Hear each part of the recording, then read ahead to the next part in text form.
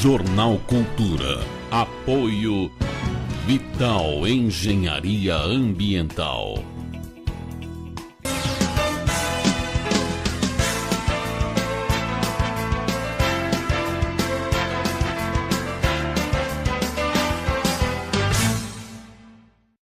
Começa agora o Jornal Cultura desta quarta-feira, 22 de junho. Confira os destaques de hoje. Frente Parlamentar cobrará andamento das obras de duplicação da BR-381. Estudantes de Ipatinga são classificados para a etapa final da Olimpíada Nacional em História. E social é tema de debate agora à noite em Ipatinga. Acidente fatal deixa 3 mortos e uma pessoa ferida na BR-458. Essas e outras notícias agora no Jornal Cultura que está começando.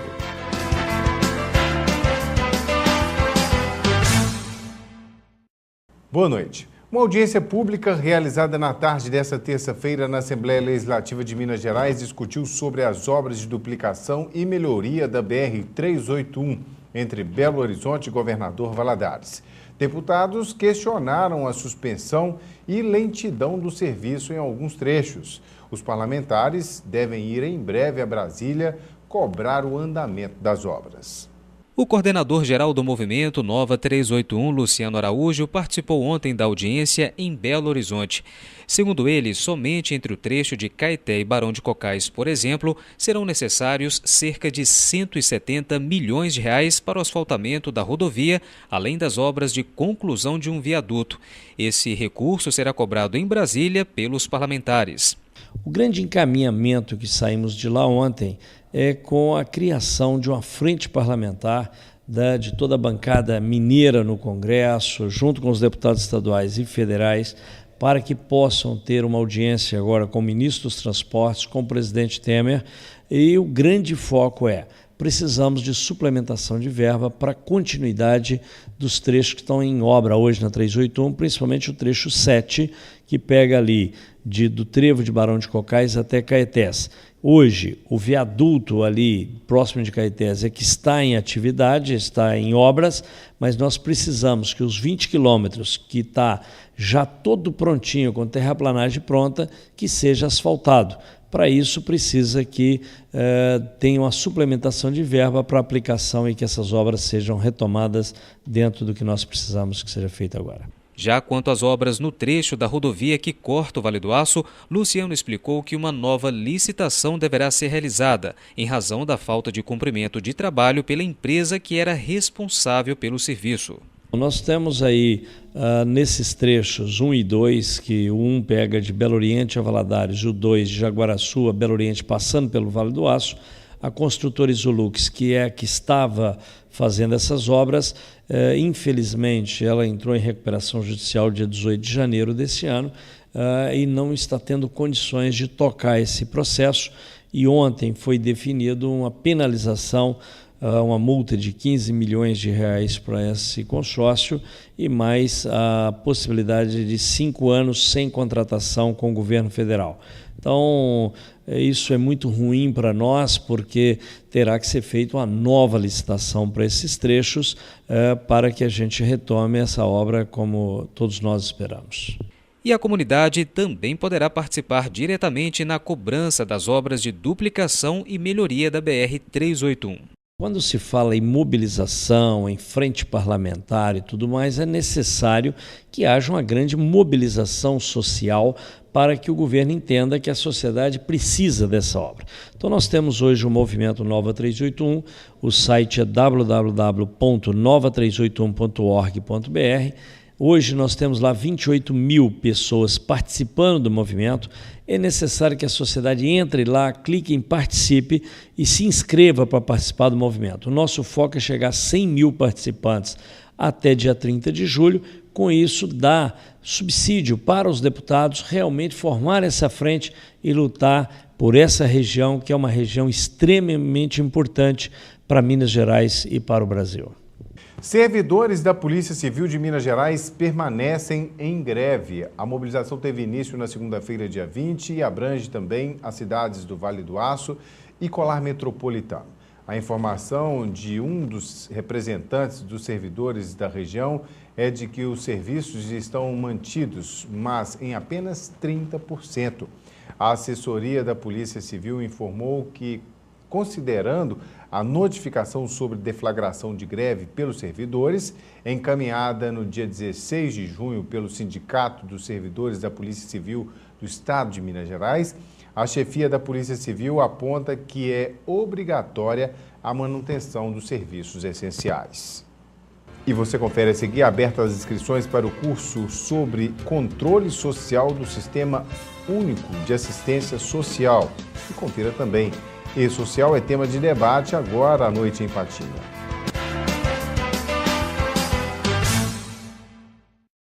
Você estudante, aproveite o desconto na passagem e adquira seu cartão estudante. Compareça à Autotrans portando documento de identidade, CPF, comprovante de matrícula e de residência. O estudante menor de 18 anos e não emancipado deverá ser acompanhado do representante legal, também com documento de identidade e CPF para assinatura do contrato. E para o primeiro cartão estudante, a foto será tirada na empresa. Informações em Ipatinga 3823-9190, em Coronel Fabriciano 3841-0957 e em Timóteo 3849-3263. Estudante, vai e volte de ônibus. Autotrans, colocando você em movimento.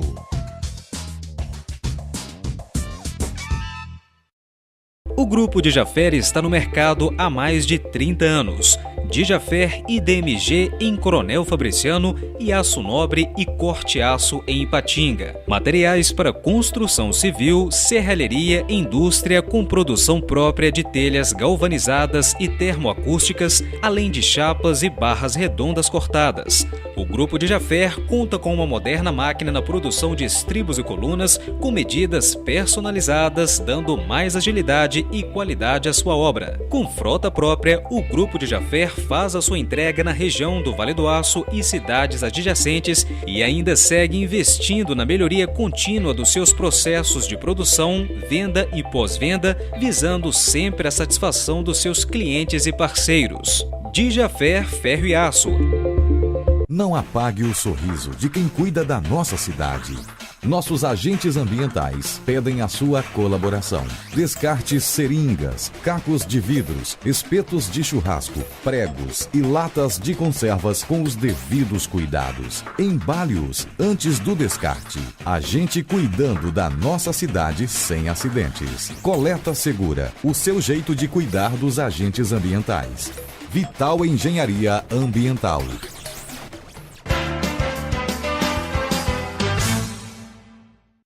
Será realizada agora à noite no auditório da FIENG Regional Vale do Aço, em Ipatinga, uma palestra sobre o E-Social.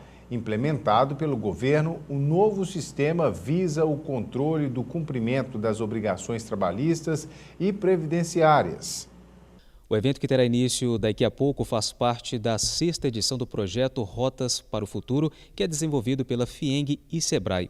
Para falar um pouco mais sobre o que será ministrado aqui nesta noite, eu converso com Rodrigo do Labella, ele que é professor e advogado. Obrigado pela participação, boa noite. Para começar aqui o nosso bate-papo, Rodrigo, o que é o E-Social? O E-Social é um projeto do governo federal, onde vai ser digitalizado todas as informações da área trabalhista, da área previdenciária, da área de segurança, saúde do trabalho e da área fiscal. Então hoje, ao invés de enviar vários documentos, as empresas terão que enviar somente um documento, que é o E-Social. Como é que vai ser esse envio? Através de arquivos XML, através de softwares, né? Empresa com até 7 funcionários vai poder usar o próprio site do governo. Empresa com mais de 7 funcionários vai ter que usar o software da folha de pagamento. Será uma fiscalização mais fácil para o governo a partir de agora com esse sistema? A lei não vai ser alterada. Na verdade, o que vai mudar é a forma de fiscalizar a lei, né? E a lei vai ser fiscalizada como? Digitalmente. Então, a própria empresa já vai entregar para o governo tudo que seria necessário numa eventual fiscalização dentro da empresa. Isso já é feito com as domésticas, né? Hoje já existe o E-Social da doméstica, e que no início teve problema, mas hoje já é considerado um sucesso. Agora, a diferença entre o E-Social da doméstica e das empresas é que o da empresa, pela própria proporção de número de funcionários, vai ser mais complicado de gerenciar. Então, só para te dar um exemplo, todo funcionário que sair de férias vai ter que ser informado para o governo, vai ter que ser enviado um arquivo no início das férias e no término das férias. Então, se você pega uma empresa aí que tem 1.000 funcionários, você imagina a quantidade de arquivos que vai gerar. A folha de pagamento para cada funcionário vão ser 2 arquivos. Né? Então, se a empresa tem 1.000 funcionários, só a folha já vai gerar 2.000 arquivos.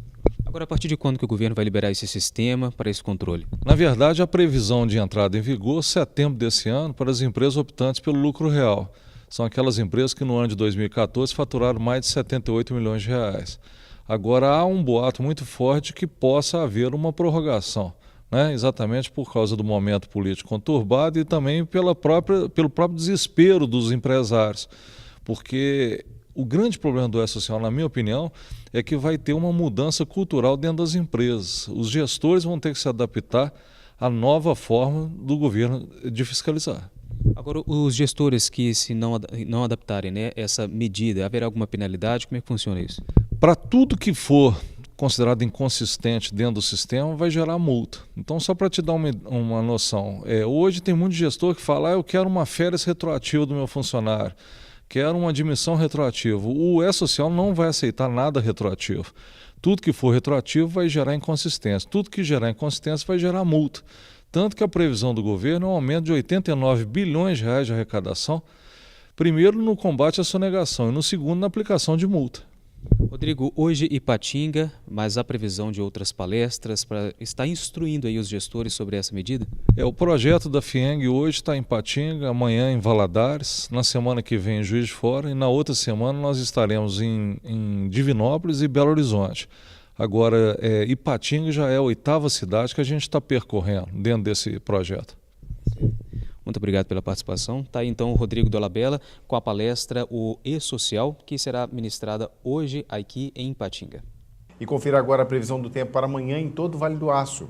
Sol com algumas nuvens, não chove. Em Ipatinga a temperatura varia entre 15 e 23 graus. Mínima de 13, máxima de 22 em Timóteo. Mínima de 16, máxima de 24 em Coronel Fabriciano. Ipaba registra mínima de 15 e máxima de 23 graus. Santana do Paraíso, mínima de 13 e máxima de 22. Em Belo Oriente a temperatura varia entre 14 e 22 graus.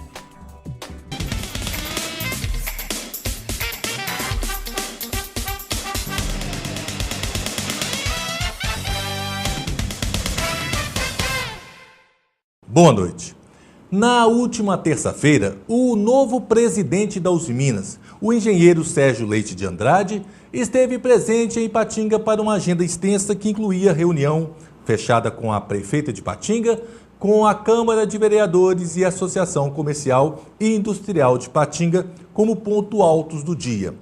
Mas eu acompanhei, foi em outros 2 momentos, na reunião com os aposentados associados à Associação dos Aposentados de Ipatinga, na sua sede no bairro Areal, e à noite no Teatro Zé Leoguim, no bairro Cariru, com a comunidade. Nas 2 oportunidades eu pude observar a atmosfera que se formou no entorno das palavras do executivo, que procurou o tempo todo resgatar o sentimento de orgulho de se trabalhar na Usiminas e o que a empresa representou no passado. Procurou ratificar as dificuldades a serem superadas, que são desafiadoras e que algumas medidas no sentido de adequar a empresa à sua atual produção serão tomadas. Remeteu o tempo todo à figura do ex-presidente Rinaldo Campos Soares e invocou a todos que de alguma forma apoiassem a nova diretoria, que por si só já dava exemplo de austeridade, uma vez que teve a sua redução de 7 vice-presidentes para 5 vice-presidentes. Bom, na semana anterior, também já houve uma medida meio amarga. Houve uma redução média de 40% do nível gerencial, com a criação também de um grupo que vai estudar e propor, em cada área da empresa, medidas para aumentar a eficiência e reduzir custos. Trabalharão as vertentes recursos humanos, usina Intendente Câmara, usina de Ipatinga, usina de Cubatão, suprimentos e contratos. Bom, mas é um grande desafio que o presidente terá, E ele teve uma grande comoção em torno das suas palavras e deu uma grande energia, estava todo muito muito alegre, enfim. Mas temos que lembrar, a usina de Ipatinga tinha uma produção de 9 milhões de toneladas por ano. E não pode ter gente para 9 milhões de toneladas por ano. Agora são 4,5 milhões de toneladas, ou seja, bem menos, né, que a metade. É verdade que podemos comparar que Sérgio fez assim como se fosse assim, um enfermeiro. Primeiro passa um algodãozinho, né, cheiroso, e vai limpando e tal, depois vem a picada da agulha. E é isso que vai acontecer, porque vai ter que dar a vacina para salvar o paciente, não é verdade? Bom, mas no dia seguinte, só para poder ilustrar o que eu estou falando, 500 empregados na usina de Cubatão foram demitidos, né? E o que em momento algum o presidente Sérgio Leite falou que não iria fazer em Ipatinga. E a plateia ficou insistindo em tirar dele uma promessa, que ele teve que se desvencilhar, porque não dá para prometer que não vai haver demissões, né? Vai depender. Mas, por outro lado, teve boas notícias no mesmo dia. A desembargadora Marisa Porto indeferiu a liminar cancelando as eleições. Vou explicar. A Nippon entrou na justiça pela segunda vez tentando cancelar as eleições que elegeram o Sérgio, dizendo que ela foi ilegítima. Pois é, a desembargadora falou não, está valendo. Então isso já foi uma vitória para o Sérgio. Lá a desembargadora do TJMG, né, em uma audiência de conciliação. Uma outra boa notícia veio no outro dia. Aí sim, né, aí a gente vai dizer que o Sérgio tem estrela. Por quê? Porque o vice-presidente de Finanças conseguiu fechar com a sua equipe a renegociação das dívidas da Usiminas. O que é isso? Ele alongou a dívida por 10 anos e ganhou 3 anos sem pagar, 3 anos de carência. Que negoção, hein? Eu acho que vou contratar o Ronald Seckelman para ser o meu, né, para cuidar das minhas finanças, levar minhas contas para ele poder. Pelo amor de Deus, conseguir uma renegociação dessa. Agora falta ver com os bancos internacionais, porque 75% são dívidas com bancos brasileiros e 25% com os bancos internacionais. Mas deve seguir o mesmo caminho. Muita sorte esse Sérgio Leite, presidente da Usiminas, tem, hein? Num dia, a desembargadora indefere e mantém ele como presidente, no outro dia, os bancos refinanciam e dão esse suspiro para ele poder trabalhar em paz. Ele fala, preciso de que a empresa gere caixa. Hoje está empatada, 0-0, tá? Então, precisa que ela gere caixa.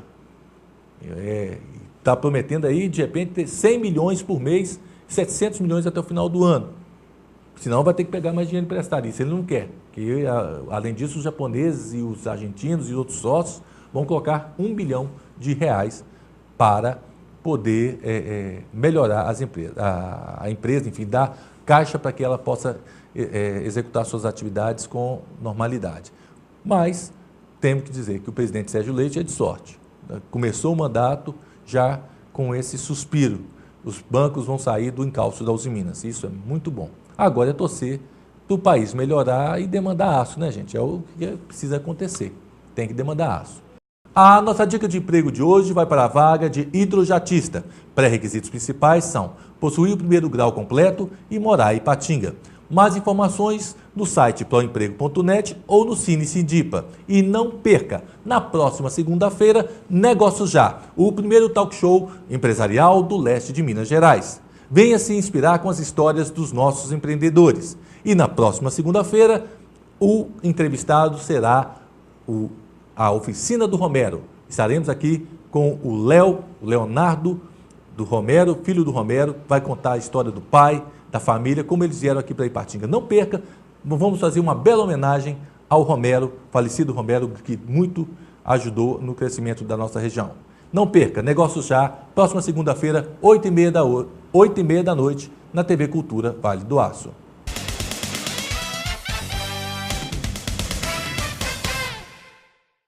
Os conselheiros da assistência social têm até o dia 30 de junho para se inscreverem no curso de introdução ao exercício do controle social do Sistema Único de Assistência Social, SUAS. Ao todo serão ofertadas 3.000 vagas para todo o Brasil. A capacitação é exclusiva para conselheiros da Política Pública de Assistência Social com nível médio ou superior de escolaridade. As aulas começarão no dia 1º de agosto.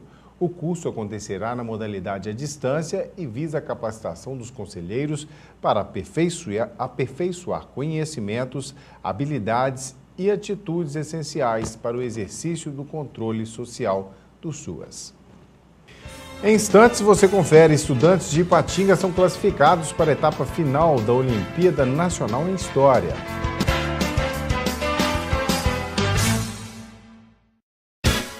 O Salão e Buffet Garota de Ipanema tem um espaço amplo e confortável com uma capacidade para 800 pessoas, com seu ambiente climatizado, com 3 saídas de emergência, de acordo com as exigências dos bombeiros. Possui palco, sonorização e iluminação de boate. E nosso espaço está disponível para casamentos, aniversários em geral, congressos e palestras, disponibilizando também cardápio variado e serviço completo de recepção. Salão e Buffet Garota de Ipanema. Venha de convidado na sua própria festa. Rua Tupinambás 30, bairro Iguaçu, Ipatinga. 3824-8803. Visite nosso site www.buffetgi.com.br.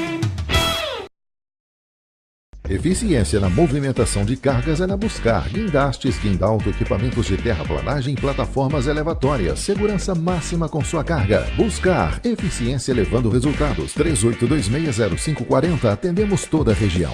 Trabalhando com procedimentos supervisionados desde o corte de chapas até a sua instalação, a Comercial Vidromax e Tempermax utiliza tecnologia de ponta e equipamentos de última geração. Maquinário próprio para lapidar e bisotar vidros, além do moderno forno para têmpera de vidro. Instalação de vidros comuns, box em acrílico e vidro temperado. Esquadrias de alumínio em geral. Comercial Vidromax e Tempermax. Rua Pelicano, número 60, Vila Celeste.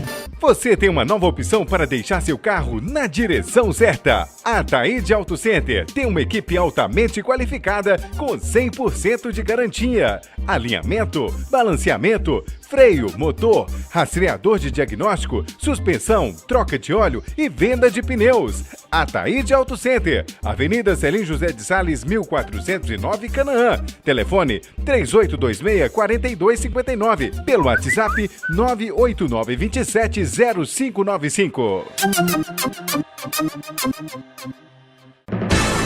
Duas homenagens concedidas à presidência da Associação dos Aposentados e Pensionistas de Ipatinga mostram a força da entidade no atendimento aos seus milhares de associados. O presidente da API, Edício Simplício Neto, foi agraciado com os títulos de cidadão honorário de Iapu e Mesquita. Simplício dividiu a homenagem a toda a diretoria, que trabalha muito para levar os serviços da entidade a todas as cidades do colar metropolitano do Vale do Aço.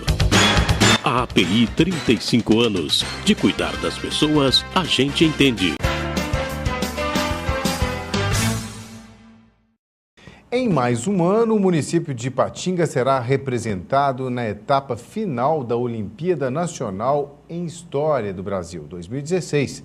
Os finalistas são estudantes do 9º ano do ensino fundamental do Colégio São Francisco Xavier, no bairro Cariru. O segredo para a classificação foi esse: muito estudo e dedicação. Para chegar até a final da Olimpíada, os estudantes passaram por testes online no laboratório da escola durante 5 semanas.